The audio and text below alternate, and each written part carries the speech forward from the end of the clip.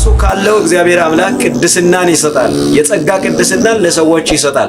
በሰንበት ማድረግ የሌለበትን አድርጓል ብለው ኢየሱስ ክርስቶስን በከሰሱት ጊዜ ቅዱሳንን እየመሰልን ቅዱሳን ቅድስት ማለት ቅዱሳን አባቶቻችን እንዳስተማሩን የተለየ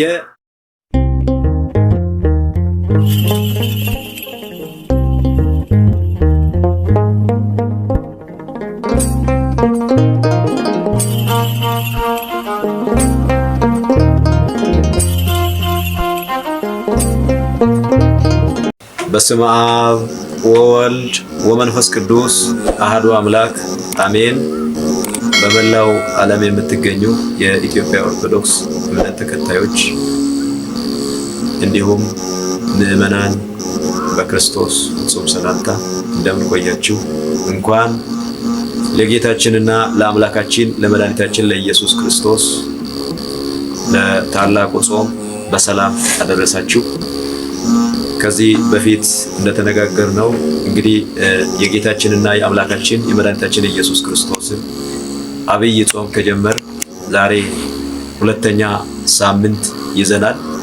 እንግዲህ ታላቁ የቤተ ክርስቲያን ሊቅ ቅዱስ ያሬድ እንደተናገረው እንዳስተማረው የአብይ ጾምን ወይም የሁዳዴ ጾምን አርባ ጾምም ይባላል በቤተ ክርስቲያናችን ስያሜ። ይህንን የቤተ ክርስቲያን ትውፊት የሆነውን ጾም ታላቅ አብይ ጾም በ8 ሳምንታት ከፍሎ አስቀምጦልናል ማለት ነው። አባቶቻችን እንግዲህ ቅዱሳኑ ያለ ምንም ምክንያት አንድም ነገር በቤተ ክርስቲያን አያስቀምጡምና ይሄ ታላቁ ሊቅ ቅዱስ ያሬድ የመጀመሪያውን ሳምንት ዘወረደ ብሏል ማለት ነው። ጌታችንና አምላካችን መድኃኒታችን ኢየሱስ ክርስቶስ ለአባታችን አዳም በገባው ቃል ኪዳን መሰረት ከሰማየ ሰማያት ወርዶ ከመቤታችን ከቅድስት ድንግል ማርያም ተወልዶ ለኛ ስል በዓለም ላይ ዋጋ መክፈሉን የምንማርበት ጾመ ሕርቃልን ብለን አንዱን ሳምንት ከፊተኛው ያለፈውን ሳምንት የምንማማርበት ነው ማለት ነው። ዛሬ እንግዲህ እንደ እግዚአብሔር መልካም ፈቃድ እግዚአብሔር አድርሶን የያዝነው ሳምንት ቅድስት ይባላል ማለት ነው። ቅድስት ይባላል። ቅድስት ማለት ቅዱሳን አባቶቻችን እንዳስተማሩን የተለየች፣ የተከበረች፣ የተመረጠች ማለት ነው።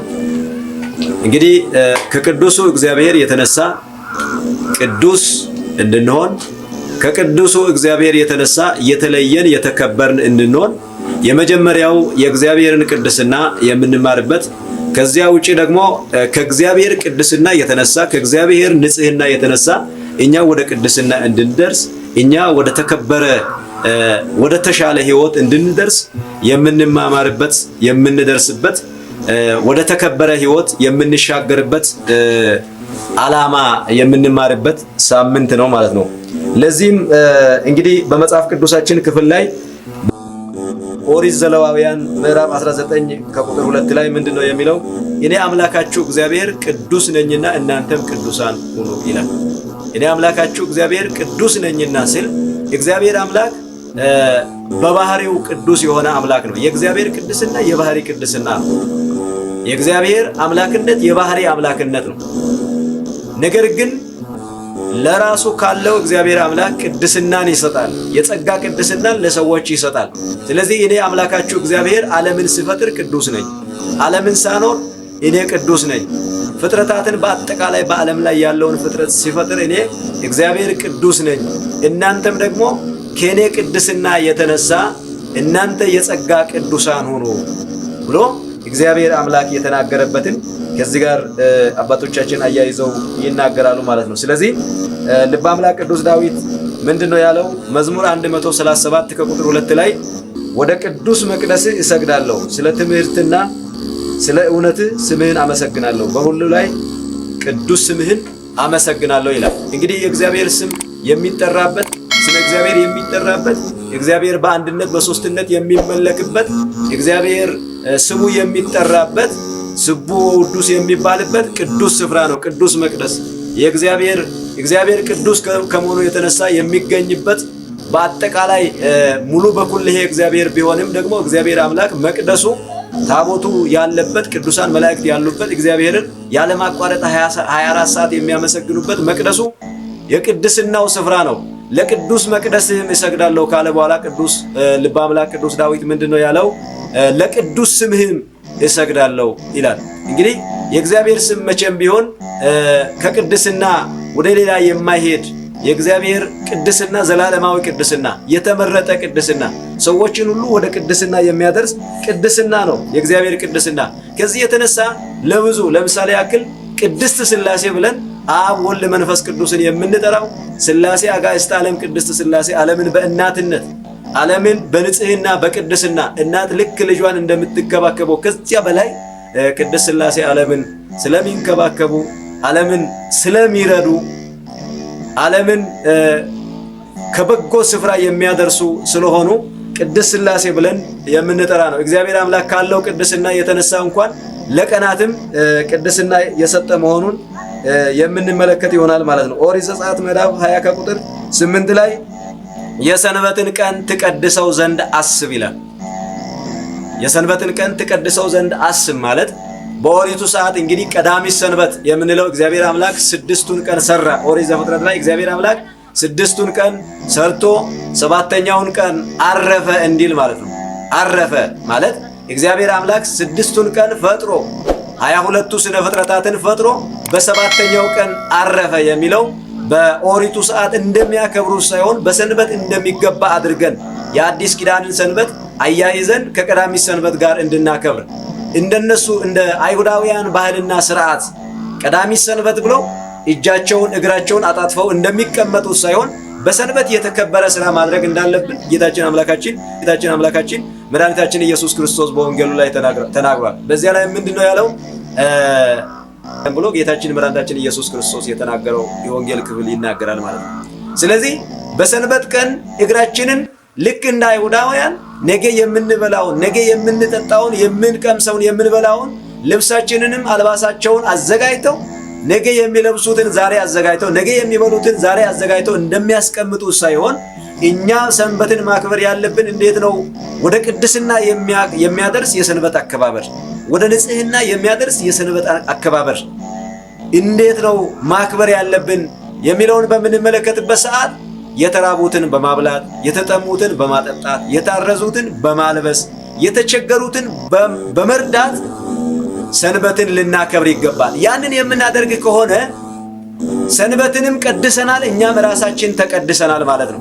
እግራችንን እጃችንን አጣጥፈን መቀመጥ ሳይሆን እንደ አይሁዳውያን ልማድና ስርዓት ማክበር አያስፈልግም ማለት ነው። ለዚህ ጌታችን አምላካችን መድኃኒታችን ኢየሱስ ክርስቶስ በዮሐንስ ወንጌል 9 ላይ አይኑ እንግዲህ የአይን ምልክት የሌለውን ጌታችን መድኃኒታችን ኢየሱስ ክርስቶስ በፈወሰ ጊዜ በሰንበት ማድረግ የሌለበትን አድርጓል ብለው ኢየሱስ ክርስቶስን በከሰሱት ጊዜ ጌታችን መድኃኒታችን ኢየሱስ ክርስቶስ ከናንተ መካከል ያለው ንብረት በጉድጓድ ቢወድቅበት በሰንበት ወይም ሰንበት ነው ብሎ የማያወጣ ማን ነው ብሎ በማጣቀሻ ጭምር ጌታችን መድኃኒታችን ኢየሱስ ክርስቶስ እንደተናገረና በጎ ተግባር፣ ፈውስ፣ መልካም ነገር ቤተ እግዚአብሔር መተን ማስቀደስ፣ መጾም፣ መጸለይ በሰንበት እንግዲህ እንደሚገባ ጌታችን መድኃኒታችን ኢየሱስ ክርስቶስ ተናግሯል ማለት ነው። ስለዚህ የዛሬው ወንጌል እንግዲህ በቅድስት የተነበበው ወንጌል የማቴዎስ ወንጌል ምዕራፍ 6 ከቁጥር 16 ላይ ወደ ቅድስና የሚያደርሰውን ጌታችን መድኃኒታችን ኢየሱስ ክርስቶስ ተናግሯል። ምን ብሎ?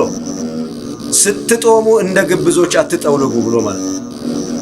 ግብዞች ያለው በዘመኑ የነበሩትን ፈሪሳውያን ጸሐፍት የሚባሉትን ጌታችን መድኃኒታችን ኢየሱስ ክርስቶስን የሚቃወሙትን እሱ የሚያስተምረው ልክ አይደለም የሚሉ እኛ የምናስተምረው እኛ የምንናገረው ልክ ነው የሚሉ የነሱ ጾም ልክ አይደለም ብሎ ወደ ታች በዝርዝር በደንብ አድርጎ ይናገራል መጽሐፍ ቅዱስ ላይ። የማቴዎስ ወንጌል 6 ከቁጥር 16 ላይ በምትመለከቱበት ሰዓት በደንብ አድርጎ ይናገራል።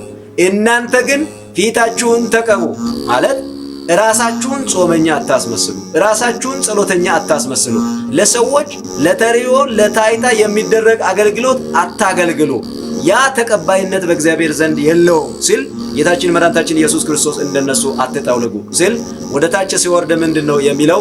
ብልና ዝገት በሚያበላሹት በዓለም ላይ ጠፊ የሚሆን በዓለም ላይ ኃላፊ የሚሆን በምድር ላይ ብልና ዝገት በሚያበላሹት ዘንድ ለራሳችሁ መዝገብን አሰብስቡ፣ በሰማይ ለራሳችሁ መዝገብን ሰብስቡ። ወደ ቅድስና የሚያደርስ መዝገብን፣ ወደ ንጽህና የሚያደርስ መዝገብን፣ ወደ መንግስተ እግዚአብሔር የሚያደርስ ወደ ቅድስና የሚያደርስ መዝገብ በሰማይ ሰብስቡ። ልባችሁ ባለበት መዝገባችሁ ባለበት ልባችሁ በዚያ ይኖራል ብሎ ጌታችን መድኃኒታችን ኢየሱስ ክርስቶስ የተናገረ ነው ማለት ነው። ስለዚህ ልበ አምላክ ቅዱስ ዳዊት መዝሙር 117 ቁጥር 24 ላይ ዛቲ ዕለት እንተ ገብረ እግዚአብሔር፣ ይህቺ ዕለት እግዚአብሔር የሰራት ቀን ናት፣ ሐሴትንም እናድርግ በእርሷም ደስ ይበለን ብሎ ስለ ሰንበት ደግሞ በዚያ ላይ የተናገረበትን እናገኛለን ማለት ነው የእግዚአብሔር ልጆች።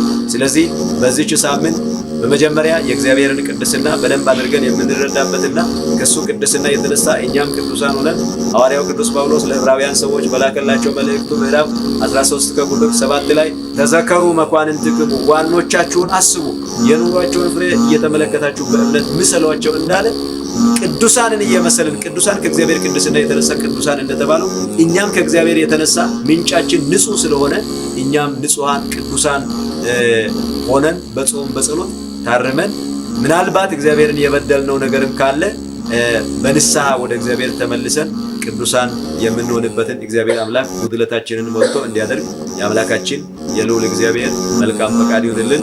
ሳምንቱን እግዚአብሔር አምላክ ዛሬ እንግዲህ ቅድስት ብለን የጀመርነውን ሳምንት ምኩራብ ብለን ለመጀመር እግዚአብሔር አምላክ በሰላም ያደርሰን። ወስብሐት ለእግዚአብሔር ወለወላዲቱ ድንግል ወለመስቀሉ ክቡር። ይቆየን። አሜን።